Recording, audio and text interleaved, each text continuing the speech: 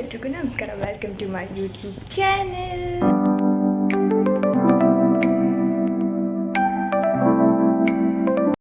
ಇವತ್ತಿನ recipe special, simple and easy ragi dosa. Very healthy and tasty ragi dosa.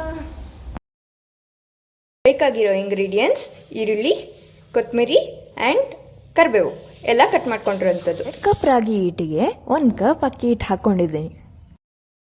ರುಚಿಗೆ ತಕ್ಕಷ್ಟು ಉಪ್ಪು. ಈಗ ಇದನ್ನು ಡ್ರೈ ಮಿಕ್ಸ್ ಮಾಡ್ಕೊಳ್ಳೋಣ. ಫಸ್ಟು ಅಷ್ಟು ಇಂಗ್ರೀಡಿಯೆಂಟ್ಸ್ನ ಡ್ರೈ ಮಿಕ್ಸ್ ಮಾಡಿಕೊಂಡು ಉಪ್ಪೆಲ್ಲ ಹಾಕ್ಕೊಂಡು ಈಗ ನೀರು ಹಾಕಿ ಕಲಿಸ್ಕೊಳ್ಳೋಣ. ನೀರು ಹಾಕಿ ಕಲಿಸ್ಕೊಂಡ್ಮೇಲೆ 1-2 ನಿಮಿಷ ನೆನೆಯಕ್ಕಿಡೋಣ.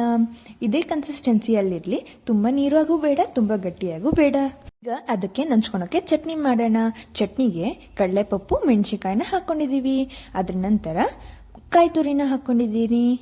ಕಾಯಿ ತುರಿ ಆದಮೇಲೆ ಅದ್ರ ನಂತರ ಉಪ್ಪು ಮತ್ತು ನೀರು ಹಾಕ್ಕೊಂಡು ರುಬ್ಕೊಂಡಿದ್ದೀರಿ. Chutney is ready. Simple and easy. ಈಗ ಕ್ಲೀನಾಗಿರೋ ಒಂದು ತವ ತಗೊಂಡು ಅದಕ್ಕೆ ಎಣ್ಣೆ ಸವರಿ ಇಡೀ ಹೆಂಚಿಗೆ ಸ್ಪ್ರೆಡ್ ಆಗೋ ಥರ ಮಾಡಿ ಅದಾದಮೇಲೆ ದೋಸೆ ಹಾಕೋಣ. ದೋಸೆ ಹೆಂಗೆ ಹಾಕಬೇಕಂದ್ರೆ ಉಜ್ಜಬಾರ್ದು, ಅದನ್ನು ಹಾಗೆ ಹಾಕಬೇಕು. ನಾನು ತೋರಿಸ್ತಾ ಇರೋದ್ರ ಹಾಕಬೇಕು. ದೋಸೆನ ಹಾಕಿದ ತಕ್ಷಣ ಮೀಡಿಯಂ ಫ್ಲೇಮಲ್ಲಿ ಇಟ್ಕೊಂಡು ಕ್ಲೀನಾಗಿ ಬೇಯಿಸಬೇಕು. ಕ್ಲೀನಾಗಿ ಬೇಯಿಸಿಲ್ಲ ಅಂದರೆ ದೋಸೆ ಎದ್ದೇಳಲ್ಲ. ಕ್ಲೀನಾಗಿ ಬೇಯಿಸಿದ್ಮೇಲೆ ಹಿಂಗಾಗಿರುತ್ತೆ. ಸೈಡೆಲ್ಲ ರೋಸ್ಟ್ ಆದಮೇಲೆ ಅದನ್ನು ತೆಗಿಬೇಕು.